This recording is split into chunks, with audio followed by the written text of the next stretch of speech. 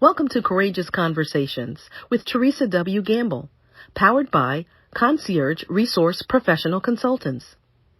Courageous Conversations is a diversity, equality, and inclusion initiative. It's a gracious space for meaningful discussions about culture, life, business, work, learn, live, worship, and play. It's an audio encyclopedia designed to bridge cultures and generational gaps through active listening and action-oriented changes towards liberation for all. Our special guests today are Tyrese S. Gamble and his wife, Alexis Gamble. They reside in Mobile, Alabama. Tyrese Gamble is a native of Jacksonville, Florida. Alexis is a native of California, but together they are building home in Mobile, Alabama.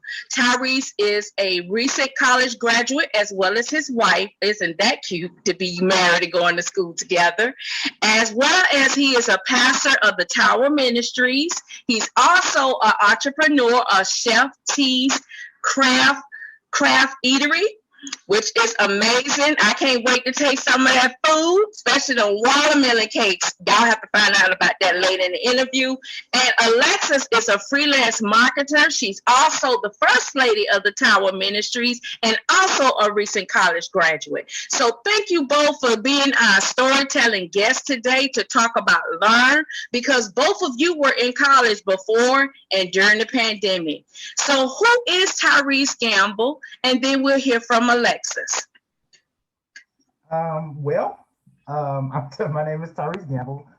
As the host said, we thank again before we get started. I just want to thank her for having us on and inviting us to do this. It's really fun, and I really am going to enjoy what's going to be talked about here today. But I am a native of Jacksonville, Florida. I've lived there most of my life. Moved to Mobile in 2014. Shortly after. Well, a couple years after me and my wife dated, I moved here, just kind of get a fresh start, move forward, get some things done, move my life ahead. I feel like it's necessary for people to do that. After much convincing between her and my mom, it kind of convinced me to go back to school and finish my degree because I had withdrew the first time around. Wasn't really prepared. So I kind of got some things revamped, refocused, got some help getting some ideas and mindsets straightened out. But it was it's been an exciting journey. It's had its ups and downs, it's had its rough stages, but I wouldn't take anything from it because I have some awesome things, some awesome results that came from it. So that's just, it's a little bit about me. I'm 28 years old. Not that old, but I feel like there is a lot that I could offer, even at this age. So, it's just a little bit about me. That is so true. And Alexis, who are you, my queen? I'm Alexis Calcody Gamble. I am 25 years old. I am a native of California, just as our host stated. And what can I say about me? I'm young as well. We're both in ministry, like the host stated as well. I'm the leading lady at the Tower Ministries. I am a psychology major. I did graduate from Bishop State Community College. We both did.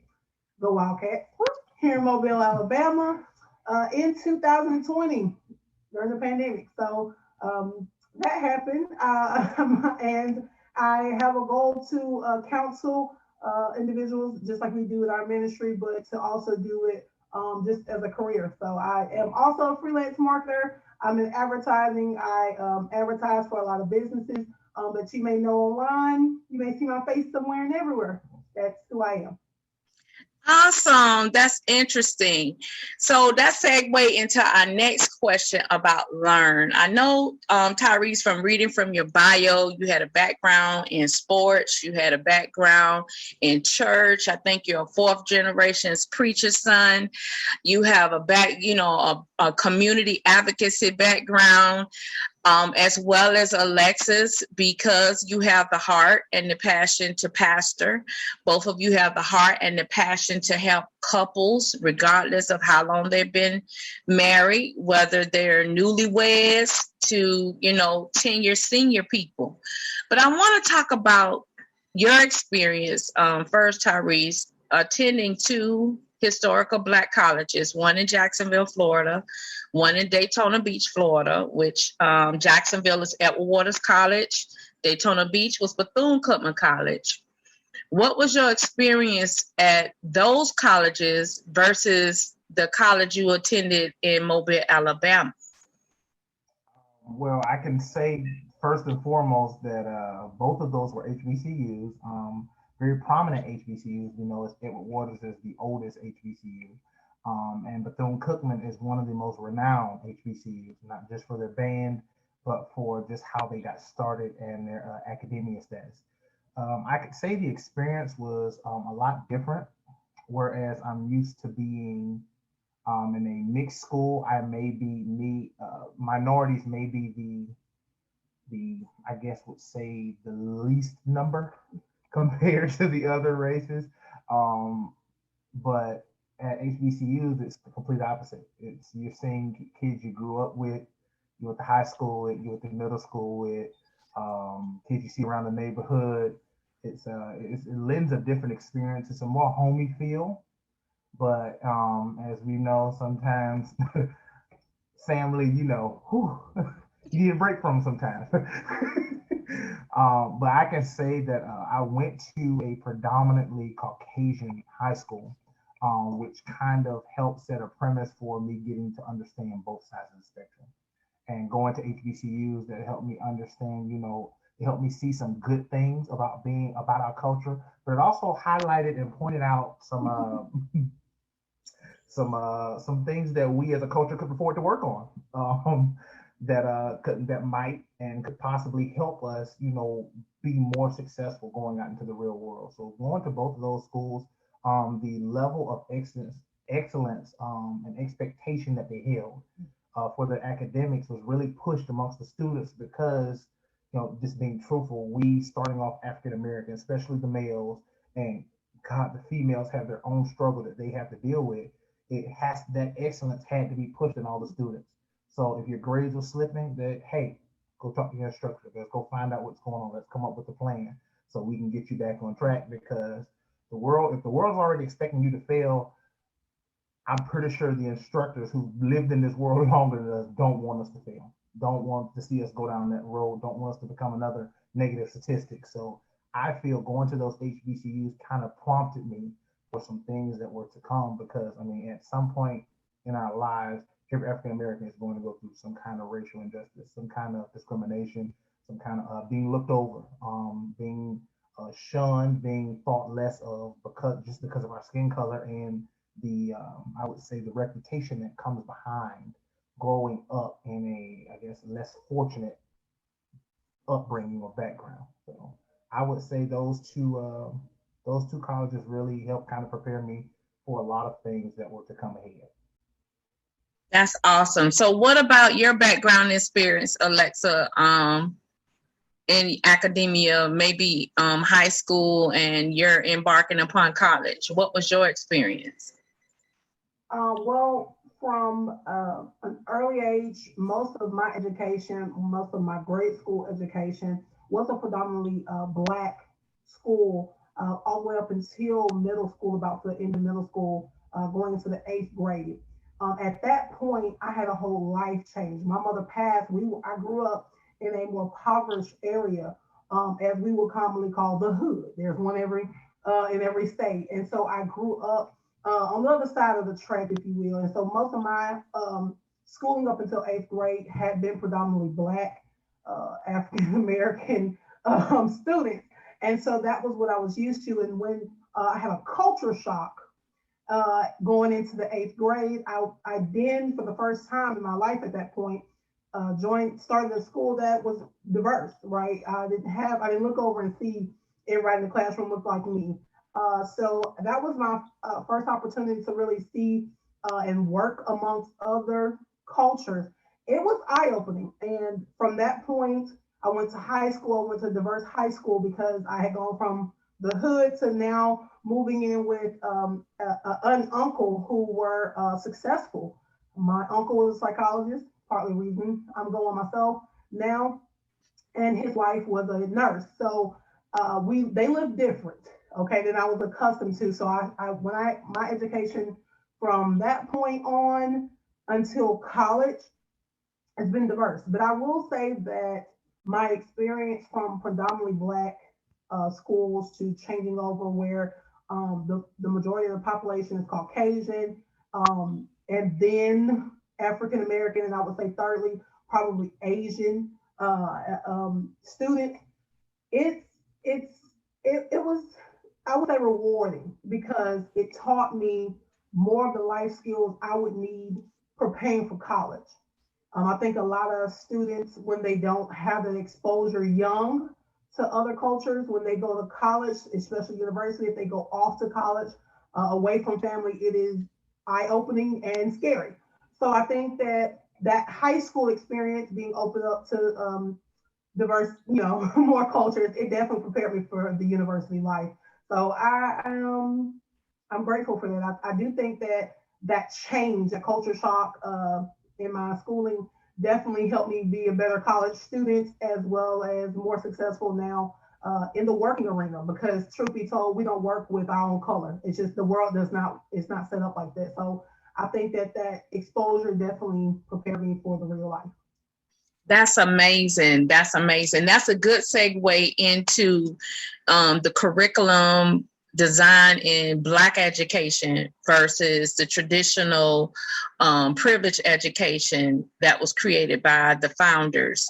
Because we learned in Florida, in Jacksonville, Florida, when desegregation happened, they did not have a plan on how to educate African Americans during that time. And Edward Waters College was pivotal. The AME Church was pivotal in educating us when the schools was desegregated, and they would do it through Sunday school and Bible study.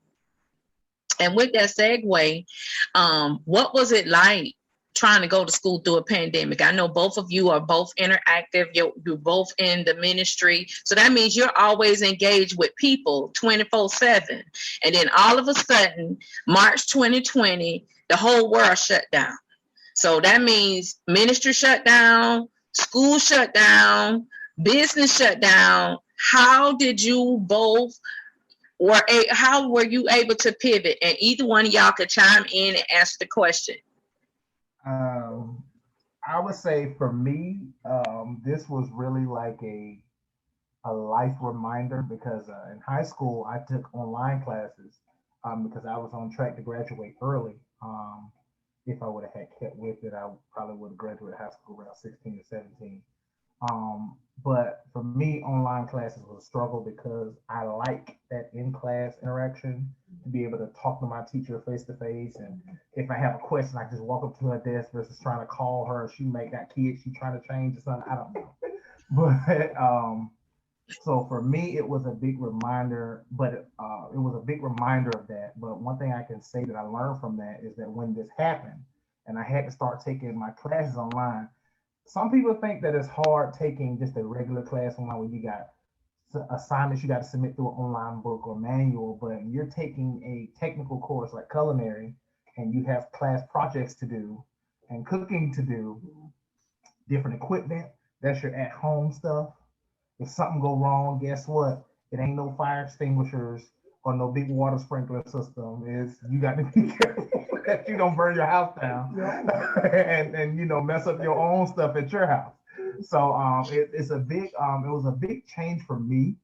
I know at that time, especially during ministry, trying to adjust, trying to adapt um, with the members and trying to maintain, some form of pay through all of this. Don't lose your faith. Don't, make sure you maintain your relationship with God. And not just us telling it, but we had to put it into practice even more ourselves. Just being in leadership doesn't mean that we don't face the struggle. It just means that we have to handle it differently than the world would expect us to. So it's, something that we had to take into heavy consideration. It took a lot of inner work, uh, a lot of looking in. It gave us plenty of time to reflect on our marriage and hey, there's some stuff we've been overlooking. Let's start working on this. Let's start building on this. And that allowed us from there to really institute some things in our personal life that translate over into our professional life and into our life in ministry. So I think that, I would say the pandemic, though tragic, has been a blessing because it allowed families to reestablish that concept of family. When was the last time you saw families having family dinners together? We can't go out to eat no more. So we want to sit around this table. We want to sit in front of, let's watch a TV show. Let's do a movie night. So there was a lot of family interaction that was being reestablished. And one of the things we pray for is that families are reunited. Not saying that the pandemic was a good thing, but it did help in some area. It wasn't all bad. Pretty much the situation is what you make it. And those who decided to pull something good out of this tragedy, I believe it was a blessing to their home. I know it was a blessing to our home. But it was not clear of its problems and issues and hardships, but we worked through it together, and I believe we've been doing okay since then. I mean, all of what he said, but for me personally, as a student, I think that university life, because I graduated from Bishop, that was a community college. That was my prereqs and stuff going into my psychology degree at the University of South Alabama. Go Jag. It was another culture shock. Just when I thought, I figured this college situation out, when the pandemic happened and I was starting, so I finished one degree, but continuing rather, my second level of degree, at the university, it was like, okay, this is a bigger college. I thought I was going to be more on campus, experience the JAG life that it's known here for in Mobile, Alabama. But a lot of it was virtual events. I was like, what? This is not what I signed up for. I want my money back. But I want the degree. It was really different. Everybody's on Zoom. Some students have their camera off. Some of them got kids in the background. It's just, I think that for me, just like Tyrese said, I don't do well online. I'm going to say I didn't do well. I adjusted. Yeah. Made the Dean's list, I adjusted, but it was a hard adjustment. It was really hard because I'm a people's person, if you can't tell. And so I like the camaraderie. I liked being able to be like, making some kind of relationship with my professors. I like to make an impression with my professors, like, we're going to be friends after this. You're going to write my recommendation when we're done with this class. And so this was different because I'm dealing with professors now that's just trying to get the class over, to be honest, on Zoom. It was just like, all right, we here for these next 45 minutes. Let's run through these modules and get on out of here. Like, it was, and for me, I'm not gonna lie, it made me a little lazy because it was like, okay, I'm just gonna roll over and throw a different shirt on today for class. And it just really wasn't what I was expecting, that you dream of when you think of college, when you think about what your, the college lifestyle or whatever you thought you had a preconceived notion about. It wasn't it. And so finishing that one degree, it was a struggle, but as Tyrese said, it was also rewarding because I think that because I fought harder for it, I definitely feel like ain't nobody gonna tell me like I didn't earn this. I really felt like it was maybe more so, I would be courageous to say it was earned, harder. What's the word I'm trying to say? It was, it felt better to earn it through this pandemic than I guess it would have traditionally, because I felt like I just had to put my best foot extra forward, like 2 feet in forward. So this pandemic was, just as Tyrese said, it was horrible for a lot of people. I knew a lot of people who lost loved ones, but those being there as a ministry sake, I'm gonna say this to be done, as a ministry sake, being there to encourage so many people, whereas we were grateful to not have lost loved ones during this pandemic, but being there for other people who had, it took another, I'm gonna say it took another part of my heart to be able to give it, because when you don't really relate to something till it happens to you, and so to be empathetic, really, because I couldn't be sympathetic, to a lot of people during the pandemic as a ministry sake, as a leading lady sake for this ministry. We had a young lady who was having a baby, in the midst of a pandemic. She was scared out of her mind. Like there were, so many rumors going about with pregnant women and what was happening with the coronavirus. And so being there for them, it definitely took something out of us to say, okay, all of what we were struggling, maybe mentally, emotionally, maritally, it didn't matter in the big picture because there's others worse off. And so I think that this was an eye opener, especially for ministry's sake. It taught us to dig deeper in being givers. And in doing that, we saw reward. We found another sense of reward when it came to ministry. It wasn't just, whereas we could see maybe quicker progress before the pandemic because we're seeing each other every Sunday, shaking hands, bumping fists, saying, hey, love you, hugging, crying together in worship. We couldn't do that. We could have had just trust you were listening through the Zoom or through Facebook Live. And so when we did get a chance to have those counseling sessions over the phone or through Zoom or whatever, it felt so much more rewarding to be a rock for someone who needed it. So. Wow. So even through your own adversities and struggles, the pandemic just added more weight and lividity on it that stretched you beyond being stretched, where every fruit of the spirit was tried. For you to keep your insanity.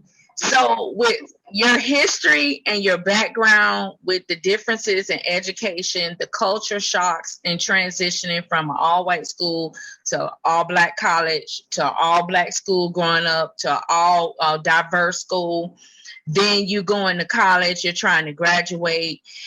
How is it important for instructors during this pandemic to better serve graduates in 2020? And we even know to this day there's still some colleges have not fully reopened, even though the CDC have lifted guidelines. What advice or suggestions could you provide to college instructors, professors on how to be more, as Alexis say, empathetic, engaging, interacting for those students who have to have that personable contact and touch? Well, as being a recently named professor myself in biblical studies, for me, it's been a trial and error, trying to help the students who need the interpersonal help, also being able to stay with the ones who are more advanced and then the ones who are a little bit slower to catch up to things. It's been definitely trial and error, but one thing that I have known that seen that works is availability. And if instructors, they offer to say, hey, if we need some help, but then they'll say it in a tone where it'd be like, please don't ask for help. So I try to make sure that I am available for my students. They have my email. They have my cell number for extreme emergencies or whether they can't reach me by email. I have set up private tutoring sessions, still adhering to CDC guidelines for our social distancing, but we're able to meet in person and sit down and review some things. Or I've done video chatting where, hey, show me the work, and we go through the questions together on the video chat. So it's just availability. Yes, it's a bit time consuming. Yes, it's going to require more of you, but it's a necessary adjustment for the situation that we're given. So my advice for instructors is, outside of making sure they get the assignments and you may extend a test or a quiz or a homework assignment, try to increase availability versus trying to increase or trying to be more lenient when it comes to your grading scale. Because you still can keep your same grading scale, but if your availability is different or it's more open, then you won't need to extend it so much. You can help the students that need the help. You can set up a group. Let's say you do an online group tutoring session where, hey, you submit the work or we go over the homework together. Double check, triple check. Do pre-recorded study guides for your tests, so tests and quizzes, so you can go over your answers or answer keys or whatever, and just use it as a reference help. Just pretty much give them as much For me, I found that I give my students a lot of resources to refer from, and all of the answers or the questions that I give out, they're able to find within those resources. So it encourages them not only to study, but and it lets them know that, hey, you still have to do the work, but I understand the fact of it's different. You don't have that one-on-one, so I'm going to make it as interpersonal as I can without wearing myself out in the process. So that's why I say it's a lot of trial and error, because you can burn yourself out trying to do it, trying to help everybody, and then you still have those students who just want to hurry up and just get through and want to cheat, just give me the answers and let me go on about my business. So it's you have to be diverse in your tactic when dealing with students, because not all students are the same. So that's what I. So Alexis, what advice? I want you to answer that question, but I want you to add to your response. What advice would you give pastors who have not reopened back up and they're doing ministry online, and how you still can be able to engage your current members and engage cyber members? Okay. I think that one of the best ways this can work for both for educators as well as pastors is using the group method. Although you may not be meeting in person for group, a lot of online platforms have it to where you can set up groups or rooms or whatever. That may be something for educators, especially to use, because that actually helped me a lot in my classes in this past semester. Being able to just break off in groups and just talk to one another, maybe the camera went on for everybody, but just having that away from the professor time like you would in person, to really kind of bond. I think that works well. You guys use that for bowl cuts as well, for that shout out bowl cuts for their online seminary. For pastors, I think that more check-ins, like Tyrese said, it's going to be time consuming. Not saying you have to wear yourself out, because we don't believe in being worn out. We're trying to make it longevity. Long and strong. Long and strong. But maybe a sign is you can have group leaders, right? Depending on the size of your ministry, have some group leaders. There's another able minister in our ministry that we're giving some assignment. Hey, if people in your community, if they're local to you, spread out. We'll give you some chairs. Y'all can sit out on your lawn or whatever and pray together, or worship to give them a word. Whatever the case. Or for you all who may have a bigger ministry to where you don't have enough. Maybe you don't have enough group leaders. Let's be honest. Maybe you don't have enough strong, trustworthy group leaders just yet. Then you can just kind of stretch out your time to where you are doing either outside of your Sunday morning or Sunday big service, you're doing some midweek service where you're meeting online, but not just in a live platform. One good idea that we found is using online platforms that are free, such as Restream. Thank you, Tyrese and Alexis, for that beautiful story. You can reach out to Tyrese for chef and catering services at Chef T 2020 on Instagram and Facebook. Email through Crafted Eatery, that's CRAFTED, eatery@gmail.com. Their ministry, Tower Ministries, on Facebook and Instagram. They're located in Mobile, Alabama, for prayer requests, individual and family counseling, marriage and motion ministry. All statuses are welcome. You can email to set up an appointment at marriagemotion365@gmail.com. You've been listening to Courageous Conversations with Therese W. Gamble. Courageous Conversations is powered by Concierge Resource Professional Consultants. And remember, do not get weary in well-doing. You shall reap if you faint not. Galatians chapter 6, verse 9.